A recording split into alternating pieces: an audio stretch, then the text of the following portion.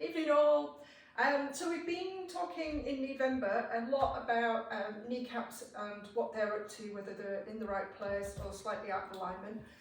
We've also been talking about tension in muscles causing various issues.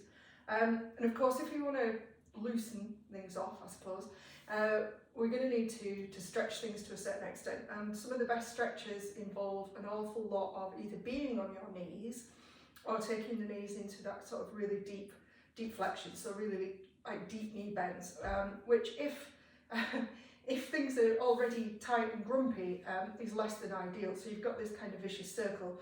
Stuff gets tight and grumpy, you can't stretch it because it's tight and grumpy, you can't kneel on it, you can't stretch it, and it's just this never-ending cycle. So this is a variation on a lunge stretch. So a lunge stretch is for the hip flexors, one of which is one of the four quad muscles that comes down, the main one that comes down from the hip to below the knee, which can be problematic in knee problems. So that's why we're doing it. So a typical, if I come down onto the floor, a typical lunge stretch, if I was teaching it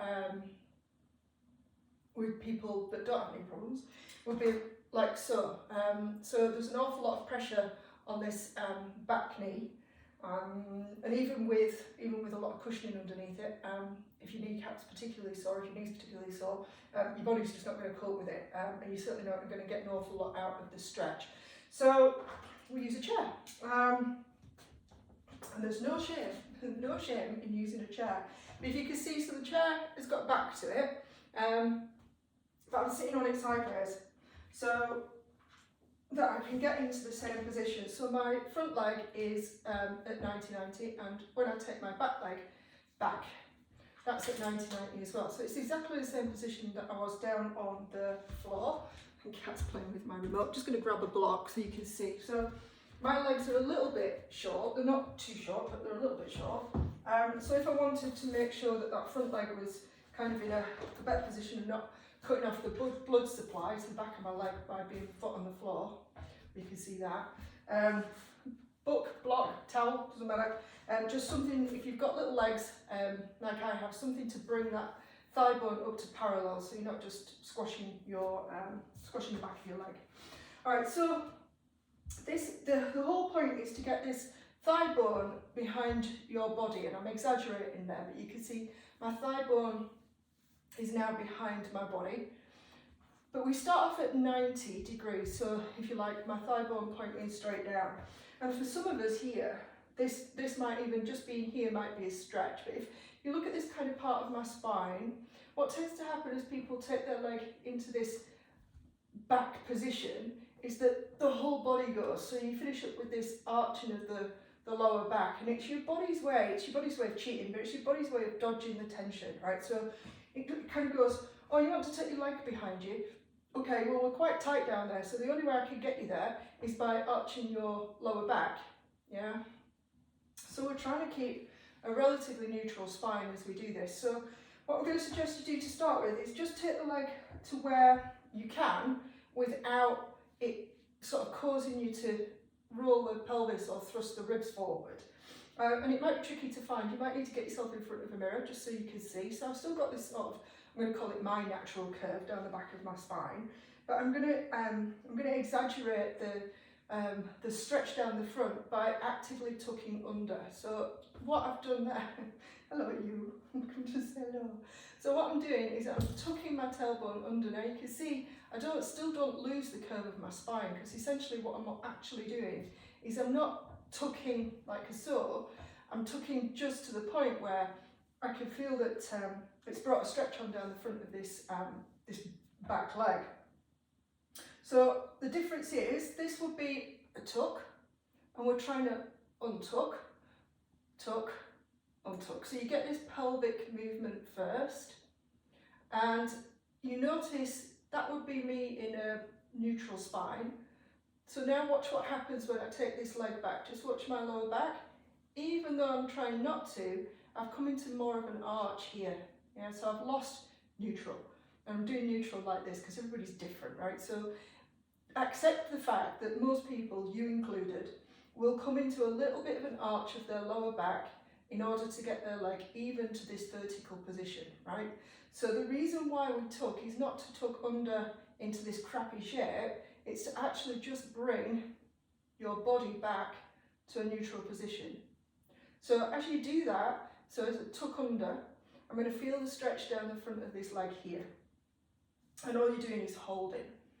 Now, there will be, or potentially there will be, so because we're stretching one of the quad muscles, potentially there's going to be some discomfort in the kneecap, right? So you've got to play it by ear a little bit. You want to, if it's too much, you kind of back off a little bit, yeah, so that you can bring the leg forward just a tad, tuck under some more, and that will shift the stretch, if you like, sort of further up the leg rather than it being focused down here and really pulling on the kneecap. But eventually you want to get to the point where we can get that leg slightly behind, you tuck under, I'm hoping you can see that, that's where I want to be. That's where I am when I tuck back to neutral. Yeah. So I can feel this stretch down here, and you hold, right, hold. How long's a piece of string? How long do you want to hold for? Hold as long as you feel it's, you're going to get some benefit out of it. It's not too painful, I suppose. A minute's a good starting point. If you can't do a minute, that's okay. Build up to it slowly, no problem. So you can add on to this. A nice thing to do is to take the body into some rotation. So I'm going to turn away from you because I'm going to be turning towards the chair. But I'm turning my body and using the chair just as a support. So I'm turning away from the stretching leg. So if I was to turn this around so you can see what I'm doing, which is my stretching leg, this one would be my stretching leg. So leg behind, back into neutral, and then I'm going to rotate to here. Kind of in the dark. Come back. Scoot back a little bit so you can kind of see what I'm doing. So there I am in my stretch. So one butt cheek on, one butt cheek off. There I am in my stretch, tucked under, and then I'm trying to rotate my chest, well, my rib cage, everything from the waist up towards the chair. The way to cheat is this, right? So there's my arms have gone, looks like a rotation, but nothing's actually shifted. So think about turning your rib cage, breastbone towards the chair, and then using the chair just to rest your hands on. All I'm not doing is cranking myself around. Kind of might feel nice, but you're not getting the same kind of work. You want work rather than just passive kind of yanking yourself about. So I've rotated, I've still got the tuck, I'm still stretching that back leg. I'm just holding the chair, resting my hands on the chair for support. But I'm holding myself there. The reason why you know I'm not yanking myself around is because when I let go, I don't twang back to where I started from. Yeah. So this is a great option. It's like if you are sat in an office or you work at a desk, there's nothing to stop you just turning, dropping one butt cheek off, taking the leg back, tucking the tail under and getting the stretch as you work or in between working, and then adding the rotation of the upper body and you hold. Depending on how much time you've got, you know, you can hold it for 1-2 minutes. As much as you want, really, within reason. Obviously, if the next day you're kind of going, oh, I've stretched too much, that's too much, but most people tend not to stretch for long enough, so you should be fine. There you go, that's today's instalment